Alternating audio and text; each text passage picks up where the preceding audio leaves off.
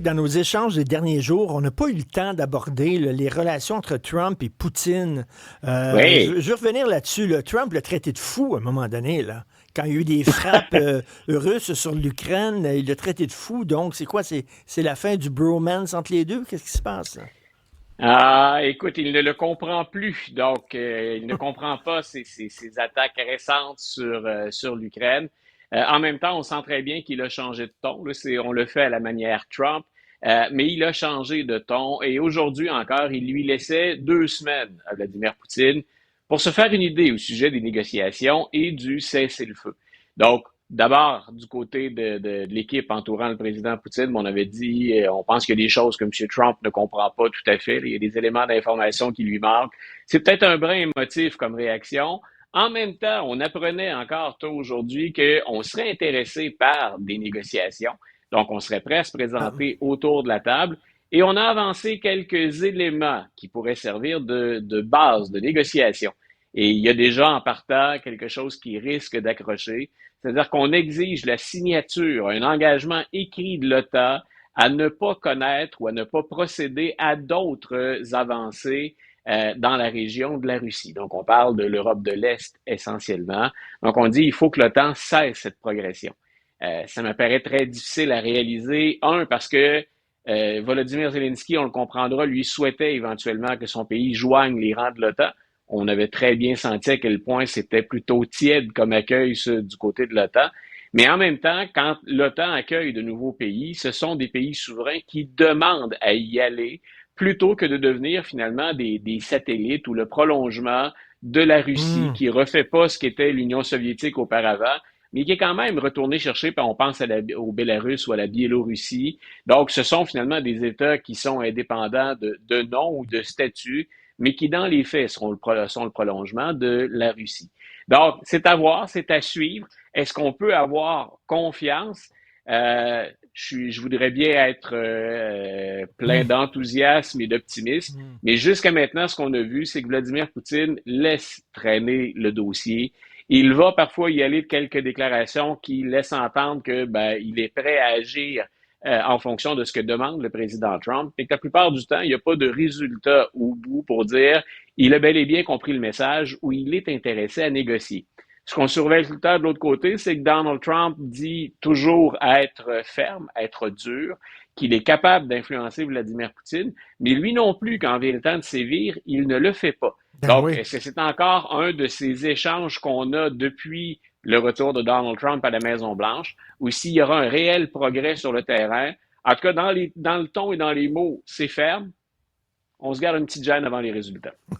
Luc, on se parlait hier de ce livre-là, Original Sin, sur Oui, le complot des démocrates pour cacher le véritable état de santé de ah, Joe Biden. Et un des deux auteurs de ce livre-là, Jake Tapper, qui a fait beaucoup parler de lui ces dernières heures.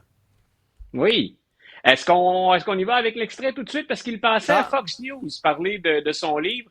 Et je veux que vous l'entendiez s'exprimer auprès de Piers Morgan, qui a déjà travaillé à CNN et qui se retrouve maintenant à Fox News. On l'écoute, puis j'ai envie de revenir un peu sur OK. l'échange et la nature de l'échange. It is without question, and maybe even worse than Watergate in some ways. Right. Right. Because Richard Nixon was in control of his faculties when he wasn't drinking. Joe Biden is not Richard Nixon. The hiding and the cover-up. C'est pire que le Watergate, qui dit. Écoute, il y a plein de choses. L'extrait n'est pas long, pourtant, il y a plein de choses là-dedans. D'abord, pour ceux qui n'auraient pas traduit à partir de l'anglais, Jake Tapper dit que c'est pire que le Watergate parce qu'au moins Nixon avait toutes ses facultés quand il ne buvait pas. Donc, est-il moins ou plus dangereux quand il a toutes ses facultés? Est-ce que ça veut dire finalement que ce qui était plus dangereux quand il buvait, quand il ne buvait pas? C'est une drôle de formulation. Hmm. C'est une petite flèche. Jake Tapper, c'est dans son style. Il fait ça parfois en entrevue quand il est dans son émission. Ce qu'on ne pouvait pas entendre dans l'extrait qu'on a eu, c'est on pourrait s'attendre à ce que Piers Morgan, qui n'est pas le plus grand partisan des progressistes, n'est pas le plus partisan des démocrates non plus, qui se retrouve maintenant à Fox News, dise on le savait, hein, c'est grave, puis qu'il y ait cette surenchère. Et c'est lui, plus tard, un peu avant et après l'échange qu'on vient d'entendre, c'est lui qui dit Je suis pas sûr, Jake, que je te suis sur toute la ligne là-dessus. Il a l'air de trouver ça gros, lui, que ce soit plus gros que le Watergate. Donc, est-ce que Jake Tapper, une fois de plus, essaie de montrer patte blanche parce qu'on lui a reproché d'avoir, grosso modo, c'est ce qui circule ces jours-ci, les journalistes, dont Tapper, ont mal couvert Joe Biden. Ils auraient peut-être dû poser plus de questions ou y aller de plus de révélations quand Biden était président. Donc, c'est possible que Jake Tapper essaie de se reprendre un peu avec ça. Mais pire que le Watergate, si on pense à tous les pouvoirs dont dispose le président américain, c'est pas impossible de le voir sous cet angle-là. Ben, attends une minute, là, c'est parce que Watergate, là, quand même, les conséquences, là, ils ont placé des micros dans le quartier général du Parti démocrate, tandis que ça a eu des conséquences incroyables. Le fait qu'on ait caché l'état de santé de Biden, ça a peut-être aidé à la réélection de Donald Trump. Moi, je pense qu'effectivement, c'est pire que le Watergate parce que les conséquences de ce complot-là étaient pires. Plus grave. Ce qu'on n'arrive pas à mesurer, oui, d'abord, la première chose importante à souligner, et j'avais écrit un article là-dessus par rapport à Joe Biden, mais qui ne concernait pas sa santé, c'est le manque de transparence dont il a fait preuve à plusieurs reprises. Par exemple, on a accusé son fils de blanchir de l'argent ou d'obtenir des sommes d'argent dérisoires en vendant des toiles, alors que c'est un peintre amateur. Il s'est soudainement trouvé entouré de très, très riches clients qui versaient des fortunes pour l'œuvre d'un peintre qui n'a aucune espèce de renommée, si ce n'est que d'avoir le même nom de famille que le président.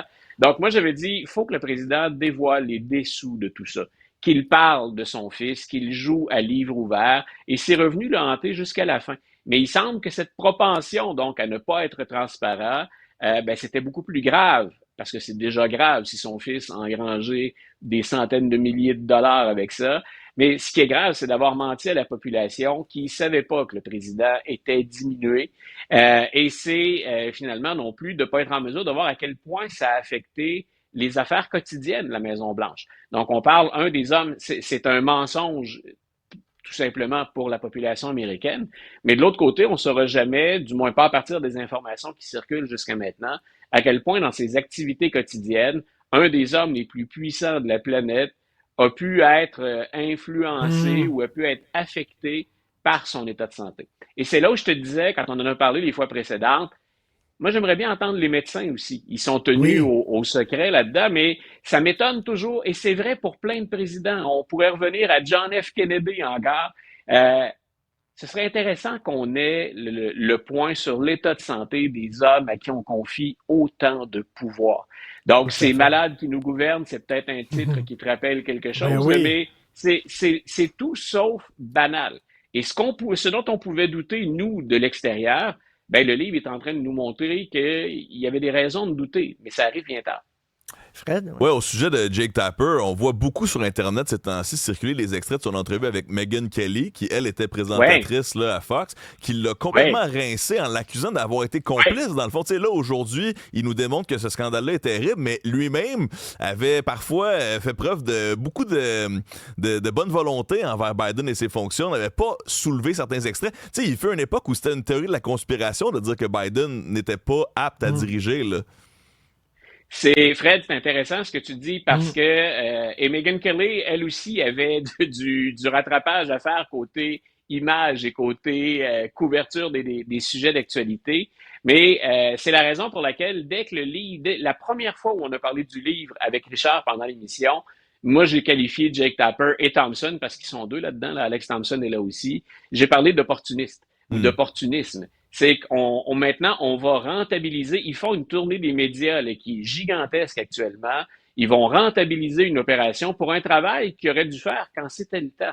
Donc, maintenant que Biden n'est plus là, maintenant que l'élection est perdue, là, on va passer des jours et des jours à vendre des copies puis à parler de ce cover-up ou de cette dissimulation. Ils étaient où, les deux gars, les deux journalistes, quand c'était le temps de faire le travail? S'ils ont eu accès à autant d'informations, je peux pas croire que tout ça est apparu après le départ de Joe Biden. Ben c'est ça, il savait, mais il attendait la sortie du livre ou il attendait, à un moment donné, là, souvent les journalistes sont en possession d'informations importantes qui devraient sortir dans un quotidien, mais qui se gardent pour leur livre parce que ça va être bon pour la sortie de leur livre. Donc ça, ils cachent ces informations-là. C'est plus payant d'attendre maintenant. On va s'entendre là-dessus. Quelles informations avaient-ils? En tout cas, ils avaient des doutes et des soupçons très forts dont ils n'ont pas parlé. peu importe à quel point on avait de l'information, c'est qu'on n'en a pas parlé du tout avant la sortie du livre, ou en tout cas très peu, sinon pour faire la promotion du livre. Merci beaucoup, Luc. À demain. Salut. Une bonne fin de journée. Bye. Bye.